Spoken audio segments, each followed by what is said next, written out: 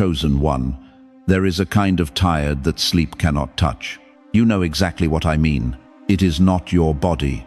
Your body rested last night, but you woke up at 3 a.m. anyway again, staring at the ceiling, carrying something you cannot even name. A weight that has been sitting on your chest for months, maybe years. You have prayed. Lord knows you have prayed. You have believed. You have fasted. You have held on with both hands when everything in you wanted to let go. You have watched people around you, younger people, people who haven't walked half the road. You've walked step right into the very blessings you have been standing in line for since, before they even knew how to pray. And somewhere in the quiet, a thought crept in that you have never said out loud to anyone. Your exhaustion is not evidence that you failed. It may be the most powerful sign yet that you are finally finished striving for what only God was ever meant to deliver. Here is the truth. Nobody tells the faithful ones who have been waiting the longest. Heaven does not always push you harder. Sometimes, right before the answer arrives, heaven tells you to stop, be still, and know that I am God. Psalm 46:10. Not try harder, not do more, be still. Those who wait upon the Lord shall renew their strength. Isaiah 40:31. The weariness you feel right now, it may not be the enemy winning. It may be God personally dismantling the striving that was blocking your receiving. Rest is not retreat. Stillness is not abandonment. And your fatigue, this bone-deep, soul-level exhaustion, may be the final preparation before the longest-awaited answer of your life finally arrives. Before this message is over, you are going to understand exactly why. Because the dream did not die, the striving season did. If this is already finding you in a season of deep weariness, write this in the comments right now. I will rest in God. Let that be your declaration. Stay with me. Can I ask you something that most people are too afraid to ask out loud? Have you ever finished praying, truly praying, on your knees, with everything you had and heard absolutely nothing back? No sign, no peace, no whisper, just silence so thick it felt like a wall. And in that silence, the most dangerous thought crept in. Not a loud thought, a quiet one. The worst kind. Maybe I did something wrong. Maybe he stopped listening. Maybe I waited too long and the window closed without me. Chosen one, I need you to stay right here with me, because what I am about to say may be the most important reframe of your entire spiritual life. That silence was not a punishment. It was not neglect. It was not God turning his back on you. That silence was sanctuary. Think about what silence actually is in the natural world. When a seed is pressed down into cold, dark soil, it does not feel chosen. It feels buried. It feels forgotten. There is no light. There is no warmth. There is nothing coming from above that feels like blessing. But underneath that silence, underneath that darkness, something irreversible is happening. The seed is cracking open. The old shell is breaking apart. And the first impossible thread of new life is reaching downward before it ever reaches up. John 12:24. Jesus said it plainly. Unless a grain of wheat falls into the ground and dies, it remains alone. But if it dies, it produces much grain. You cannot rush that process. You cannot dig the seed up every 3 days to check if it is working. The moment you pull it out of the dark, you interrupt the only process that was ever going to produce fruit. Chosen one, God did not bury you. He planted you. Think of a child in the womb. For 9 months, that child cannot see the world waiting for them, cannot hear the names being chosen, cannot feel the hands being prepared to hold them. From inside, it is only darkness, only waiting, only the muffled sounds of a world just out of reach. But the mother knows. The preparation is constant. The formation is happening in every hidden moment. What looks like absence from the inside is actually intimate construction from the outside. And then there is winter. Walk through Central Park in January, and every tree looks dead. Every branch is bare and grey against a cold sky. A stranger who had never seen a season change might grieve for those trees. They might think the life is gone, but the roots are doing the deepest work of the year, pressing further down, strengthening, expanding underground where no one can see, so that when spring comes, the explosion of life looks like a miracle to everyone watching. It was never a miracle. It was preparation dressed in the disguise of death. Now I need you to hear this deeply, because this is where so many faithful people have been wounded. In 1 Kings chapter 19, Elijah was exhausted.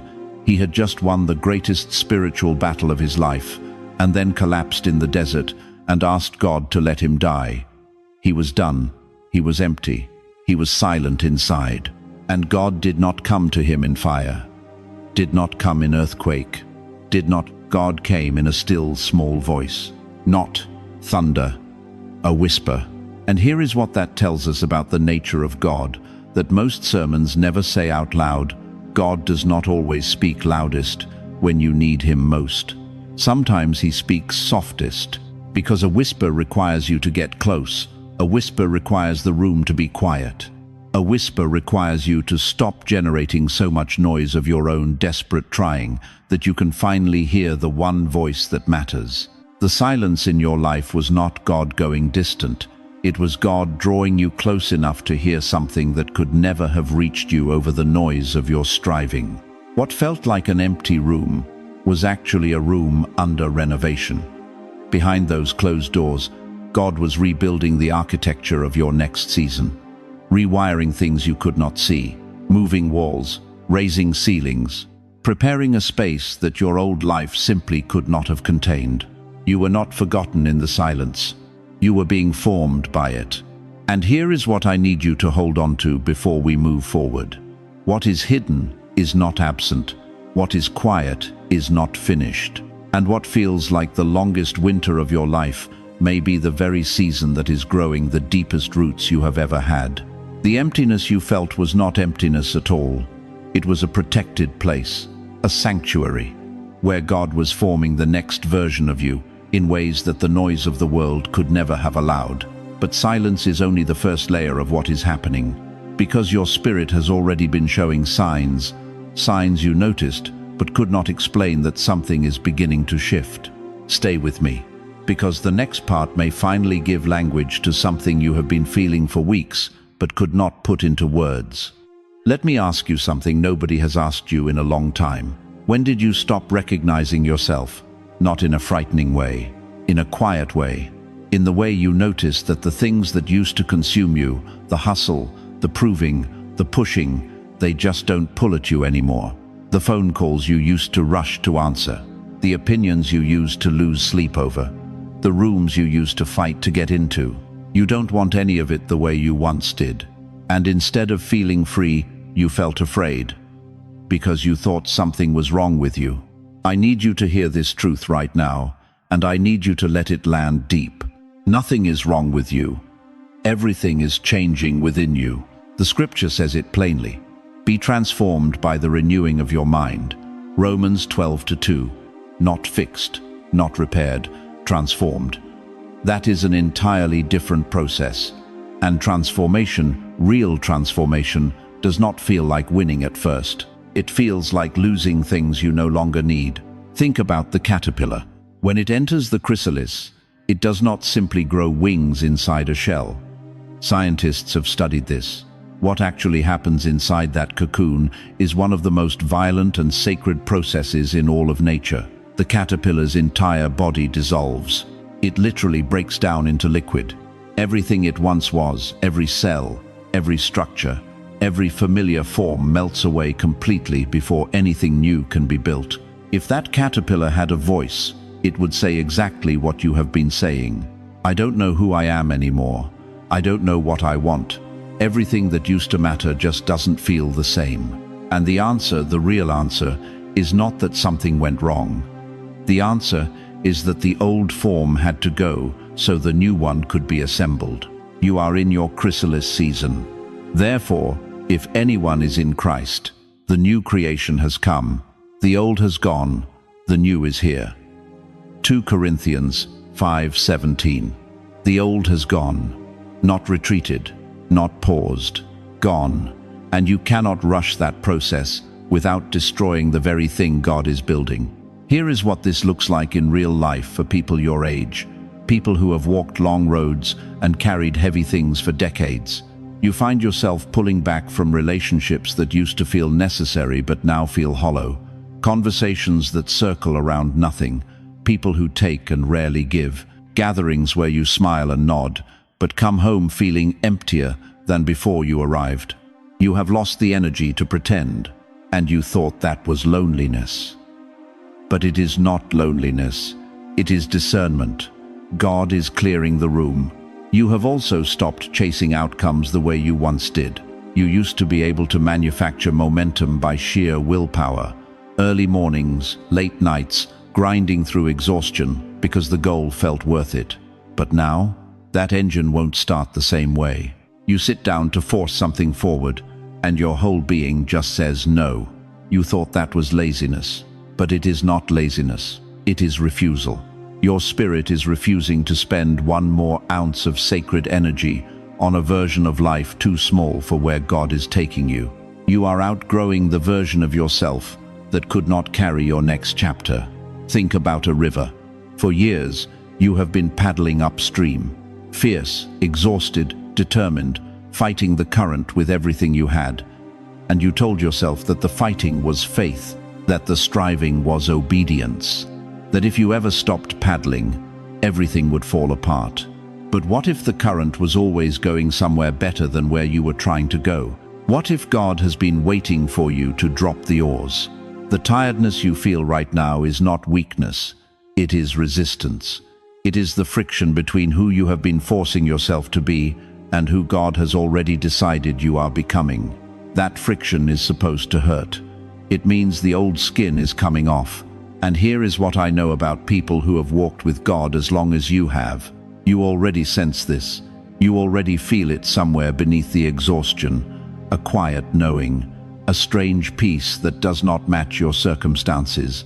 A stillness underneath the confusion. That is not nothing. That is God. That is the chrysalis doing exactly what it was designed to do. If you have been noticing strange inner shifts lately, a loss of appetite for what once consumed you, a pulling away, a deep and unexplainable quiet, those are not random. Those are specific signs, and they are telling you something urgent about where you are standing right now in your story. If you have felt yourself losing interest in what once drained you, whisper this to yourself right now. God is changing me from the inside out, because the next thing I am going to share with you is the part that will finally make sense of everything you have been quietly carrying. And once you hear it, you will never look at your exhaustion the same way again. Stay with me, because what I am about to share with you is not theory. This is not a list of feel-good ideas someone typed up on a Tuesday morning. What I am about to describe are the exact internal shifts that happen in a person's life right before heaven moves. And I need you to listen carefully, because you may have been in this place for weeks, maybe months, and not recognized it for what it actually is. You have been reading it as failure.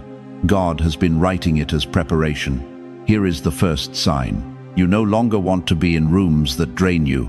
The phone calls that used to pull you in, the family drama, the neighbors' complaints, the conversations that go nowhere. You find yourself stepping back. Not with anger, not with bitterness, just a quiet, almost unexplainable need for space. People around you might call it withdrawal. Heaven calls it clearing the runway. When something significant is about to land in your life, God removes the noise first. He does not deliver a miracle into chaos. He prepares a clean, still space, and then he fills it. You are not pulling away from people. You are being made ready. The second sign is this. The things that used to break you simply do not hit the same way anymore. Someone says something sharp. Someone overlooks you. A door closes that you had hoped would open. And instead of the old familiar collapse, the hurt, the spiral, the 3 days of replaying it in your mind, you feel something strange, a kind of quiet, almost like you are watching it from a higher floor. That is not numbness, chosen one. That is elevation. Your spirit has risen to a level where lower things can no longer reach you the same way. Philippians 4:7 calls it the peace that passes all understanding. Not peace because everything is fine, peace, because something inside you already knows this is not the end of your story. The third sign will stop some of you completely.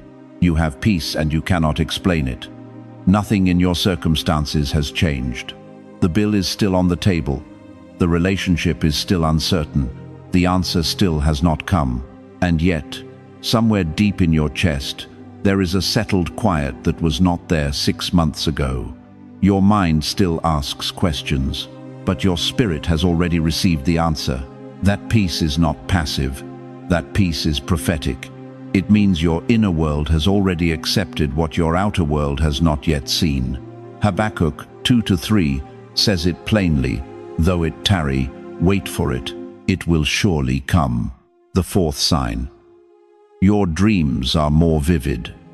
Your gut feelings are sharper. You wake up at 4 a.m. and instead of dread, there is a thought clear as a bell about exactly what you need to do.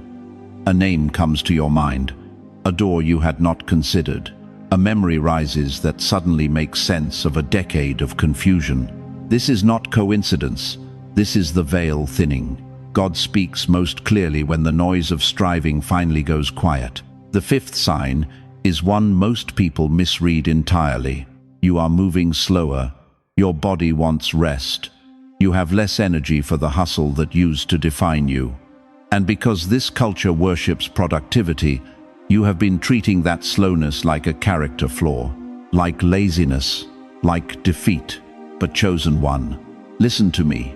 Your outer pace is slowing because your inner hearing is sharpening. A surgeon goes still before the most critical cut. A musician goes silent before the most important note. God is not punishing your body. He is tuning your spirit. And the sixth sign. This one is the deepest. You no longer want to chase. Something in you, the part that used to grip and plan and force and make things happen, that part is loosening its fist. And in its place, there is a new posture, hands open, heart open, a willingness to receive rather than reach. That shift from chasing to opening is one of the rarest, most powerful transitions a human soul can make. It does not come from giving up. It comes from finally trusting that what God has written for your life does not require your desperation to make it happen. You do not have to run after what was created to find you. If even one of these signs describes where you are right now, write this in the comments. I am being prepared. Let those words become your declaration over this season. Because here is what I need you to understand. Before we go any further, the change is already happening inside you. Before the bank account changes, before the phone rings, before the door opens, the transformation has already begun in the deepest room of who you are. But I have to warn you about something, because right here, right at this exact threshold, there is a danger that has derailed more chosen ones than any enemy ever could. When you get this close to receiving, something inside you starts to panic. And that panic is the most subtle, most dangerous trap in the entire journey. Now I need to tell you something that nobody in your life is going to say to your face. You have come so far. You have held on longer than most people ever could. You have survived seasons that would have buried someone half your age. And right now, right at this very moment, you are closer to your answer than you have ever been. And that is exactly why the enemy is not coming at you with tragedy anymore. He is coming at you with urgency. He is whispering, do something, fix it, call that person, move that piece, help God out a little. And here is what makes this so dangerous. It does not feel like fear. It feels like wisdom. It feels responsible. It feels like faith in action. But chosen one, I need you to stop right here and ask yourself one honest question. How much of what you are doing right now is genuinely led by God? And how much of it is you trying to control an outcome you are terrified to lose? Take a breath, sit with that, because this is the trap, and it has caught some of the most faithful people who ever lived. Abraham believed God for a son. The promise was real, the covenant was sealed, but years passed. Sarah's body aged, and one morning, instead of waiting, they decided to help. Hagar, Ishmael, a human solution to a divine promise. And that one act of impatience created a conflict that echoes across thousands of years of history. They were not bad people. They were tired people. They were people who had been waiting so long that their flesh finally said, "Enough. I will handle this myself." Does that sound familiar to you? Maybe you are not arranging a Hagar, but maybe you are obsessing over timelines. Maybe you are forcing conversations that God never told you to have. Maybe you are lying awake, running scenarios: if I do this, then maybe that will happen, and calling it prayer, when really it is just anxiety, wearing a spiritual costume. Martha did the same thing. While Mary sat at the feet of Jesus, Martha was in the kitchen, working, managing, controlling every detail of the room. And when she finally broke, she did not come with peace. She came with accusation. "Lord, do you not care?" That is what prolonged impatience does. It turns your striving into resentment. It turns your waiting into bitterness. It makes you feel like God is careless when the truth is, you stop trusting Him the moment you pick the problem back up. Here is the raw, uncomfortable truth. Clenched fists cannot receive. You cannot hold on to control and hold on to God at the same time. One hand has to open. You have been paddling upstream for years, fighting the current, exhausting every muscle just to stay in place. And the whole time, God has been standing on the riverbank saying, "Stop paddling, let go." The current knows where it is going. I built it. I know where it ends. But you are afraid that if you stop paddling, you will drift. You will lose ground. You will fall behind. Chosen one, you cannot fall behind in a plan that God is personally executing. Proverbs 3-5 does not say trust the Lord and also manage the backup plan. It says trust in the Lord with all your heart and lean not on your own understanding. All your heart, not part of it, not the part that is not terrified, all of it. This is where older believers sometimes stumble, not into sin, not into doubt, but into what I call spiritual micromanagement. You believe God is able. You just want to make sure He does not miss anything. So you remind Him. You remind Him again. You arrange the circumstances just in case. You call the person one more time. You send one more message.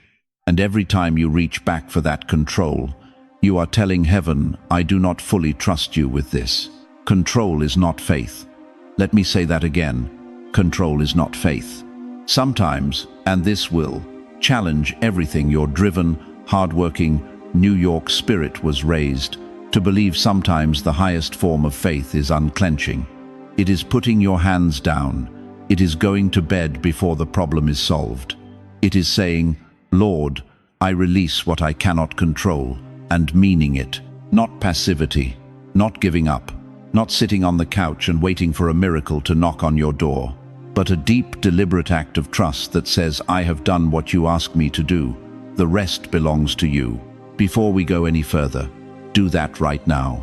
Take one slow breath in and say these words out loud or in your spirit. "Lord, I release what I cannot control." Say it like you mean it. Say it like your next season depends on it, because it does. Because here is what comes next. And this is the part most people never reach. When you finally stop forcing, when you finally release the grip, something extraordinary begins to move. And that is exactly what we are going to talk about now. Before we go any deeper, I need to clear something up. Because the moment I say the word rest, something in you is going to push back. I know it. After decades of fighting, surviving, holding everything together for everyone else, the word rest feels dangerous. It feels like giving up. It feels like the moment you stop pushing, everything you have been believing for will quietly disappear. So, let me say this directly. Sacred rest is not laziness. It is not weakness. It is not you throwing your hands up and walking away from God. It is not emotional shutdown. It is not pretending the pain is not real. Sacred rest is something far more powerful than any of that. Sacred rest is the deliberate, courageous decision to stop doing God's job for Him. Read that again slowly. You have been doing God's job. You have been managing the timeline. You have been engineering the outcome. You have been carrying burdens. He never placed on your back.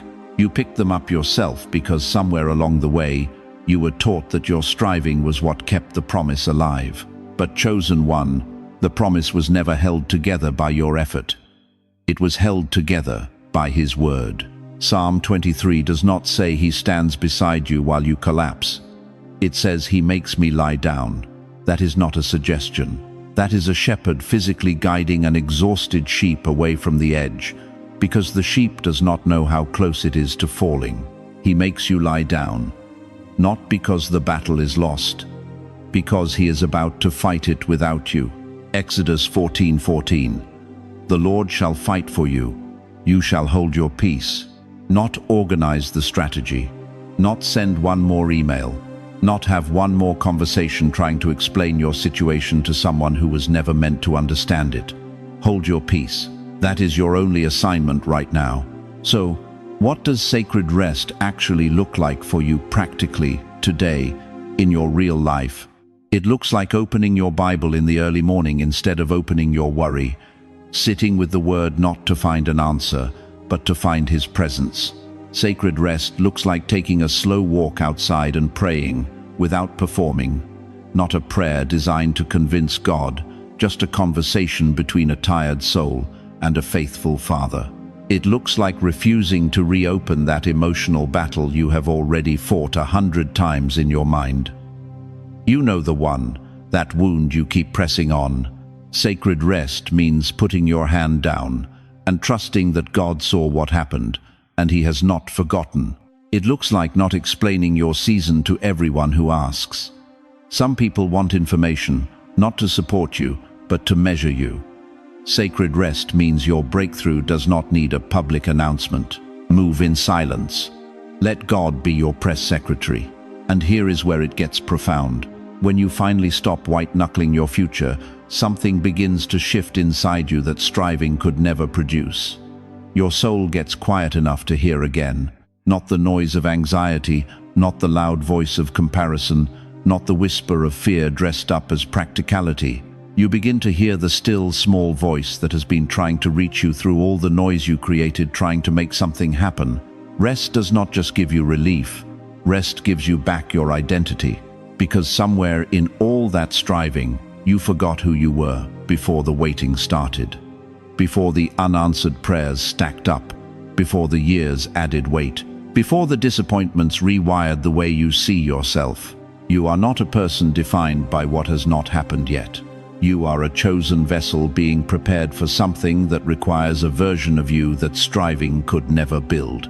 And here is the truth that should stop you cold right now. In this specific season, rest is not what you do after you receive. Rest is part of how you receive. The open hand receives. The clenched fist cannot. The still water reflects clearly. The churning water reflects nothing. God is not withholding your answer because you have not worked hard enough. He may be waiting for you to become still enough to actually hold what He is about to place in your hands. This is not theology. This is the pattern written across every major breakthrough in Scripture. Before the Red Sea parted, Israel stood still. Before David was crowned, he waited in the wilderness. Before the resurrection, there was the silence of Saturday. God works in the quiet. He always has. So let me ask you something, and I want you to sit with it honestly. What would happen if you stopped striving for just 7 days? Not stopped believing, stopped striving. What if the very thing you have been exhausting yourself to control is the one thing God has been asking permission to handle? If you have been carrying more than God ever asked you to carry, type this in the comments right now. I release the weight. Because what comes next, what we are about to walk into together, is going to show you exactly what begins to move the moment you finally let go. Let me ask you something nobody has asked you in a long time. Not how you are doing, not how your health is, not whether the grandchildren called this week. I want to ask you something deeper. Do you still believe your life has a purpose, not the purpose it had 30 years ago, but a living, breathing, right now purpose that heaven is actively building toward? Because here is what I have seen in the lives of the faithful who have been waiting the longest. Somewhere along the way, without even realizing it, They stopped asking God what he was building and started just asking him to make the pain stop. And I understand that, I do. But chosen one, that shift, that quiet surrender from vision to survival, that is exactly what the enemy was counting on. He could not break your faith. So he did something more subtle. He made you small. He made you feel like a supporting character in someone else's story. He made you feel like your best chapters were behind you. That is the lie I am here to dismantle today. You are not a footnote. You are not a relic. You are not someone God is simply keeping comfortable until the end. You are a light bearer. You carry illumination into rooms that go dark without you. You are a cycle breaker, the one in your family line where poverty, bitterness and fear finally run out of road. You are a wisdom carrier, shaped by decades of fire that most people your age never survived with their faith intact. You are a steady presence, the kind of peace that walks into a confused room and changes the temperature without saying a single word. That is not nothing. That is everything. And your age? Your age is not working against you. Your age is your credential. Look at Caleb, 85 years old, standing before Joshua, and the man was not asking for a rocking chair. He said, "Give me this mountain." The same mountain that terrified younger men. At 85, Caleb was not winding down. He was stepping up into the assignment he had been physically and spiritually conditioned for his entire life. Look at Moses. He did not even begin his defining mission until he was 80 years old. 80. Everything before that, the palace, the wilderness, the isolation, the silence, all of it was preparation, not punishment. Preparation. Look at Anna in the temple, a widow, well over 80 years old, who had spent decades in fasting and prayer, faithful, quiet, unseen by the world. And then one morning, she walked into that temple, and she was the one standing in the room when the Savior of all mankind was presented. Not by accident, by divine appointment. Her hidden years were not wasted years. They were the very years that positioned her to be exactly where she needed to be for the moment that mattered most. And Simeon, a man who had been told by the Holy Spirit that he would not die before he saw the Lord's salvation. He waited, he endured. He held the vision when there was no visible evidence. And when the moment came, he held the promise in his own two arms. Chosen one, do you hear what God is saying through every single one of these lives? Your waiting was not evidence that you were overlooked. Your waiting was the workshop where who you are becoming was being forged. The hidden years were not wasted years. They were the most important years. And here is the shock, the thing that should shake you awake right now. The thing you have been waiting and praying for. It may not just be a blessing headed your way. It may be an unveiling of who you have become while you were waiting. The answer to your prayer may arrive, and when it does, the world around you will finally see the person God has been quietly constructing through every loss, every silent night, every year that felt invisible. The blessing and the person receiving it arrive together. That is not coincidence. That is divine architecture. So let me ask you one more time, and I need you to answer this not with your mind, but with the deepest part of your spirit. Are you ready to stop seeing yourself as someone waiting for life to resume and start seeing yourself as someone standing at the threshold of the most significant chapter you have ever lived? Because those are two completely different postures, and only one of them positions you to receive what is already moving in your direction. Say it with me right now, out loud if you can, quietly if you must. I am not finished. I am being prepared for purpose. Say it again like you mean it. I am not finished. I am being prepared for purpose. Let those words rearrange something inside you, because identity alone, as powerful as it is still not the final revelation in this message. There is one more threshold ahead, and when you cross it, it will permanently change the meaning of the word wish. Stay with me. We are just getting to the part that changes everything. I need to ask you something that might be the most important question you hear today. What if the answer you have been waiting for, the one you have prayed for, cried for, held on for through the darkest nights of your life? What if that answer is already moving toward you right now? And the only reason you almost missed it is because you were looking for it in the wrong shape. Stay with me, because this is where everything changes. You have been calling it a wish. Maybe you have been calling it a prayer request, a dream, a hope, something you laid at the altar so many times the words started to feel worn out, even to your own ears. And somewhere along the way, without even realizing it, fear got involved. Fear started defining what the answer was supposed to look like. Fear gave it a deadline. Fear gave it a face. Fear said it had to arrive a certain way, through a certain door, by a certain age, or it was never coming at all. But God never once agreed to answer you on the level of your fear. Read that again. Let it land. God does not answer fear. God answers faith. And faith does not demand a specific shape. Faith simply trusts that the one who promised is faithful enough to deliver something better than what fear imagined. There is a moment in Scripture that stops me every single time. Solomon stands before God, and God says, "Ask me for anything, anything." The most powerful offer ever extended to a human being. And Solomon does not ask for riches. He does not ask for long life. He does not ask for victory over his enemies. He asks for wisdom, just wisdom, the ability to lead well and love rightly. And God's response? God gives him wisdom and then pours out everything else on top of it. That is who your God is. Ephesians 3:20 says, "He is able to do exceedingly abundantly above all we ask or think." Not slightly more, not a little better. Exceedingly, abundantly, above everything your mind has capacity to ask. Which means the answer coming toward you right now may not look like what you wrote down in your prayer journal 15 years ago. It may be bigger. It may be quieter. It may be deeper. It may arrive not with fanfare but with a peace so complete that you will wonder why you ever spent a single night in panic over it. Let me be specific, because some of you need to hear this named out loud. Your wish may not be what you think it is. Maybe what you called a wish for provision was really a wish for dignity. And God is not just sending money, He is restoring your sense of worth in ways that no bank account ever could. Maybe what you called a wish for healing was really a wish to stop carrying pain alone. And God is not just mending a body. He is sending someone into your life who will finally understand what you have been through.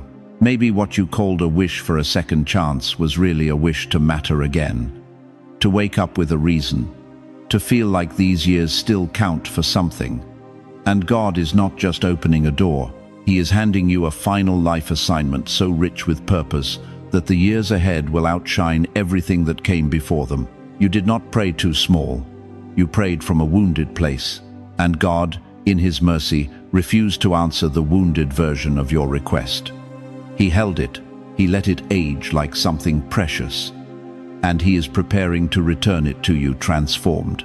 Answered not at the level of your pain, but at the level of His promise. That is not delay. That is devotion. The wish was not forgotten. It was deepened, because God refused, absolutely refused to let fear write the ending of your story. And right now, in this very season of stillness He has brought you into, something is shifting in the unseen. Doors that would not have held your weight 6 months ago are being prepared for you now. Conversations that would have gone wrong a year ago are being aligned for the right moment.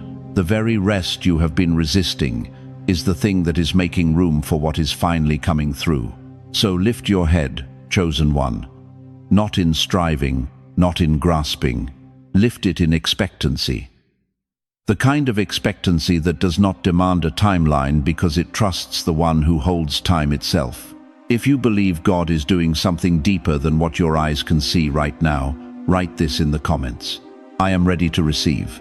Not I am ready if it looks the way I planned. Not I am ready as long as it comes before it is too late. Simply I am ready to receive. Because before this message is over, there is one final thing you must do if you are going to step into this next chapter without dragging the weight of the old one behind you. And that one thing may be the most freeing moment of your entire life. Before God opens the door you have been standing outside of for years, there is something He is asking you to put down first. Not tomorrow, right now. because you cannot walk into a receiving season with both hands still gripping an identity built entirely around struggle. You cannot step into abundance while dragging the weight of every year you spent barely surviving. The door is real, the promise is real, but there is a reason it has not opened yet, and it is not because God forgot your name. It is because you are still carrying things He told you to leave at the threshold. Hebrews 12:1 says it plainly. Lay aside every weight, not some of it, not the easy pieces, every weight. The ones you can name, and the ones you have carried so long you stop noticing them. The ones that feel like identity now, the ones that feel like you. So let us do this together, slowly, one by one.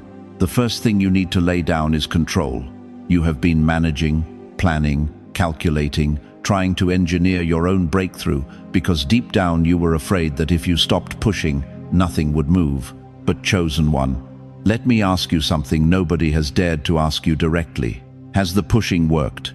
Has the white-knuckling, the sleepless strategizing, the exhausting effort to force open doors that only God holds the key to, has any of it produced the peace you were looking for? Lay it down. The second thing is comparison. You have watched others receive what you prayed for first. Younger, less tested, and something in your chest tightened every time. You smiled on the outside and ached on the inside. That ache has been quietly convincing you that maybe God plays favorites, maybe your lane was assigned last. That is a lie dressed in evidence. Lay it down. Now the one that cuts deepest. The guilt over needing rest. Somewhere along the way, you absorbed a belief that your value is directly tied to your productivity. That if you stop moving, you stop mattering. That rest is laziness, dressed in spiritual language. That a faithful person pushes through, always. But Jesus said, and these are His own words, "Come unto me, all ye that labor and are heavy laden, and I will give you rest," not condemnation, rest. Matthew 11:28. He was not talking to the people who had it together. He was talking to the exhausted ones, the ones who had been carrying too much for too long. He was talking to you. Your need for rest is not weakness. It is an answered invitation. Lay down the guilt. Now lay down the fear that time has passed you by.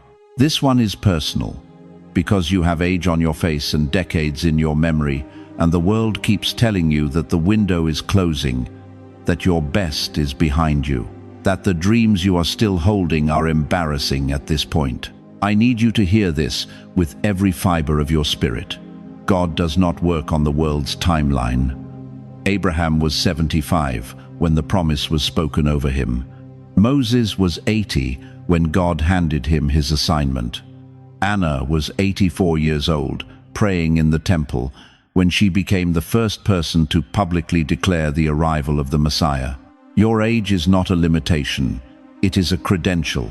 Lay down the fear. Now the one that has been hiding under everything else. The wounded healer identity.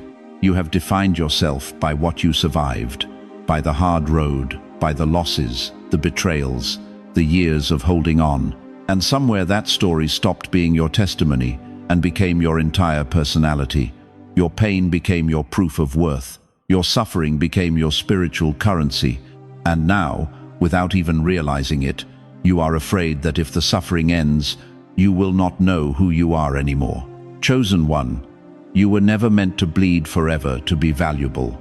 Your scars are evidence of survival, not a requirement for belonging.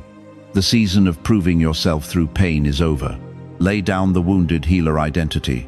And finally, lay down the anxiety that was handed to you, the worry that was in your mother's voice, the scarcity that lived in your father's silence, the generational fear that said life is hard and then you die, and nothing ever really changes for people like us. That anxiety was never yours. It was inherited, and you have been paying rent on it for decades.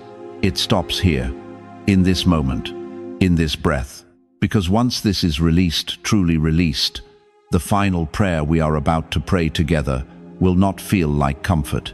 It will feel like a commissioning. Right now, quietly tell the Lord what you are ready to lay down. Not out loud if you cannot. Just in the space between your next breath and the one after it, He is already listening, and the door is already beginning to move.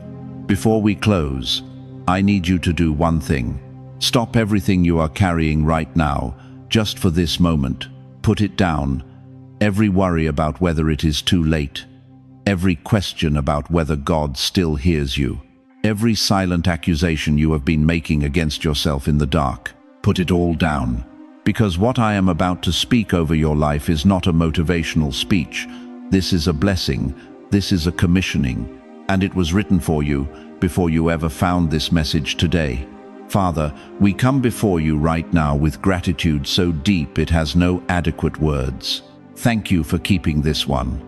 Through the exhaustion that had no bottom. Through the silence that felt like abandonment but was actually alignment. Through the hidden seasons when no one applauded, no one noticed, and no one understood why this chosen one was still standing. You kept them. Every sleepless night at 3 a.m., you were already there. Every prayer that felt like it dissolved into the ceiling, you heard every single word. Thank you for the years, for the waiting, for the faithfulness that looked like foolishness to everyone watching. And now, right now, we release what no longer belongs in this new season. We release the old timeline, the one you built in your mind of how it was supposed to happen by now. That timeline is finished. God's calendar was never yours to control. We release the fear of missing it. You have not missed it. You cannot miss what God has already written with your name on it.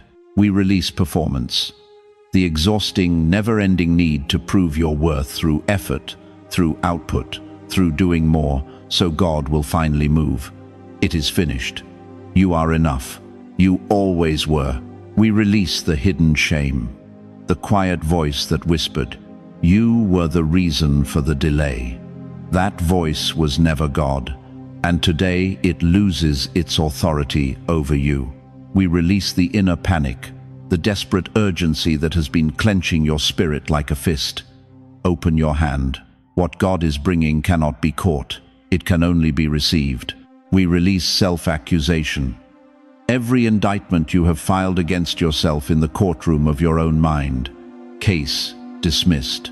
By the blood and by the grace of the one who said, "There is therefore now no condemnation." Romans 8:1. It is gone. All of it. Gone. Now we activate what heaven has already prepared. I speak peace over you. Not the fragile peace the world offers, the peace that passes all understanding, the peace that stands guard over your mind, like a soldier at the gate. Philippians 4:7. I speak provision, the resources, the open doors, the divine connections that were held in reserve until you were ready to receive them without losing yourself inside them. I speak alignment. The right relationships are already moving toward you. The wrong ones are already falling away. Trust the rearrangement, even when it hurts. I speak fresh purpose, not the purpose of your younger years that exhausted you. A deeper purpose, a quieter purpose. The kind that only comes to those who have been refined long enough to carry it without pride. I speak renewed strength. Isaiah 40:31 is not just a verse on a greeting card, it is a covenant promise. Those who wait on the Lord shall renew their strength. They shall mount up with wings as eagles. They shall run and not be weary. They shall walk and not faint. That promise has your name on it tonight. I speak sacred rest, not laziness, not giving up. The holy rest of a soldier who fought long enough to earn the peace of knowing God is now fighting for them. And I speak authority.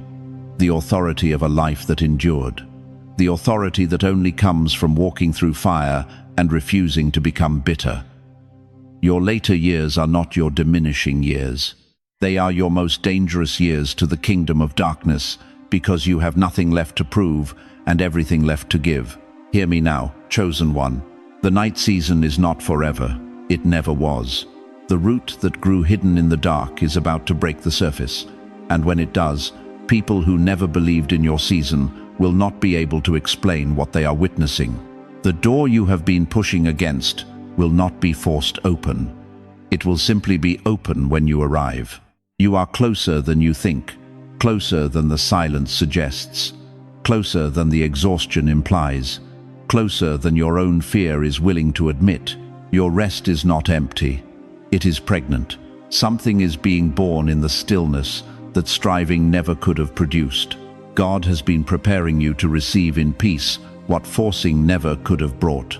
Rest while you can, chosen one, not because nothing is happening, but because heaven is moving in places your hands were never meant to reach. If this word met you exactly where you are, write this below right now, sealed in rest. And if someone you love is tired of forcing what only God can bring, send them this message today. They need it more than they will admit. Your life is not winding down into irrelevance. It is being gathered into purpose, and the dawn is closer than you think.